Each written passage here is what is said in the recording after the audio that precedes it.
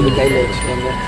இல்ல எனக்கு இதெல்லாம் இல்லம்மா, நீங்க இப்ப வச்சுக்கோங்க. கண்டிப்பா நான் வந்து இவ்வளவு தூரம் ஏன் வந்தேன்னா உங்களுக்கு ஆர்டர் சொல்றது, இதை எங்க கொண்டு போகணும், எப்படி சொல்லணும், அது நிச்சயமா நாங்க பண்ணுவோம். எனக்காக அந்த உதவி நீங்க சும்மா சரி சரி செலவுக்கு வச்சுக்கோங்க. எங்களுக்கு ஆம்பளை பிள்ளை இல்லாத குறைய அவதான் மாட்டேங்கப்பா. எனக்கு ஒரு வேலை பார்த்து கொடுப்பாங்க, வேலை பார்த்து கொடுப்பா. அவங்க அப்பாவுக்கு ஹெல்ப் இல்லை இருப்பா. வீட்லயும் எனக்கு ஒரு ஹெல்ப்பா இருப்பா. நல்ல பொண்ணு மாதிரி நாங்க அறிக்கை கொடுத்தேன். வாங்கி கொடுங்கம்மா. பொம்பளை பிள்ளைய தொடர்றதுக்கு யோசிக்கணும். பெரிய தப்புங்க அது. ஒரு பொம்பளை பிள்ளையே கொலை பண்றதுக்கு யார் அதிகாரம்? பொம்பளை பிள்ளை தொடர்றதுக்கு அடுத்தவங்க யோசிக்கணும். அவங்க தண்டனை கொடுக்கணும். பார்க்கவே முடியலமே பொண்ணு. அம்மா பார்த்தோம் அந்த டிவியில்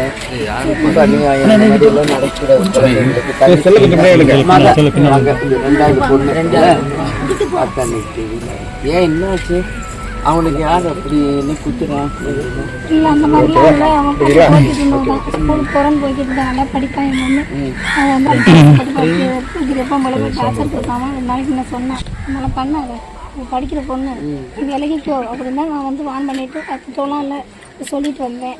சொல்லிட்டு வந்து போயிட்டு வந்துட்டான். மறுநாள் போவையில் அப்படி என்னன்னு தெரியல பண்ணிட்டான்.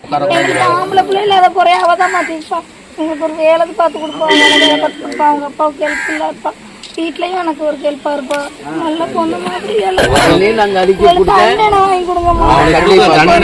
பொம்பளை பிள்ளைய தொடர்றதுக்கு யோசிக்கணும். பெரிய தப்புங்க அது.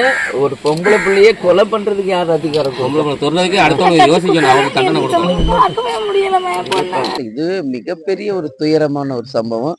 சென்னையில இருந்து நாங்க இங்க வந்தாலும் ஏன் இங்க தேடி வந்து அவங்களுக்கு ஆறுதல் சொல்றோன்றப்பவே தெரியுது. இது வந்து மிக மிக ஒரு கொடூரமான செயல். அந்த பிள்ளை ஸ்கூலுக்கு போற பிள்ளைய வந்து குத்துறாங்கன்னா இதை விட என்ன இருக்கு? இதுக்கு அவங்க பேரண்ட்ஸ் சொல்றாங்க எப்பயும் தண்ணியை போட்டு கஞ்சா போதையில சுத்திட்டு இருப்பாப்ல, இந்த மாதிரி டார்ச்சர்ன்றது எங்களுக்கு தெரியாம போச்சு. அதான் நான் சொல்லியிருக்கேன், போலீஸ்க்கு போய் கம்ப்ளைண்ட் பண்ணுங்க. ஈவ் டீசிங் இன்னைக்கு போக்சோ சட்டம் என்று கடுமையான சட்டங்கள் இன்னைக்கு வந்துகிட்டு இருக்கு. அதனால குழந்தைகளும் சரி, பெற்றோர்களும் சரி, ஆசிரியர்களும் பெண் பிள்ளைகளுக்கு பாடம் நீங்க சொல்லி தரணும்.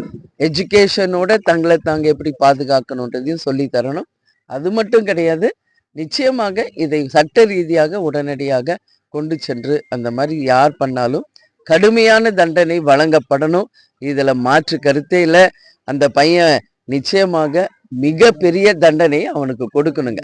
அப்பதான் இனிமேல் இது மாதிரி செய்யக்கூடாது என்ற எண்ணம் இருக்கின்ற அனைத்து இளைஞர்களுக்கும் வரும். இது தவறான ஒரு முன்னுதாரணம். இது தேசிய முற்போக்கு திராவிட கழகத்தின் சார்பாக நாங்கள் வன்மையாக கண்டிக்கிறோம்.